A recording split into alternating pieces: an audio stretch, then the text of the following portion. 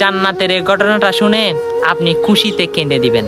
আমার আল্লাহ কঠিন হাসরের দিনে দুইজন বান্দাকে বলে, হে তুমি জাহান্নামে যাও, তুমি জান্নাতে যাও। যে কে জান্নাতি বলেছে সে দূরে দূরে জান্নাতের মধ্যে ঢুকে যাবে, আর যে জাহান্নামে যেতে বলছে সেও দূরে দূরে জাহান্নামের দিকে ধাবিত হতে লাগলো। তখন আমার আল্লাহ খেয়াল করলো, তখন জিব্রাইলকে বলে, জিব্রাইল ও কি জাহান্নাম ছিলে না, ও এইরকম দূর দিল যে? তখন ওকে আবার ডাকো। তখন ডেকে আনলো। তখন আল্লাহ জিজ্ঞাসা করে, হে বান্দা, তুমি জাহান্নামে এত বই সম্পর্কে তোমার ধারণা নাই, তুমি কি মনে করো?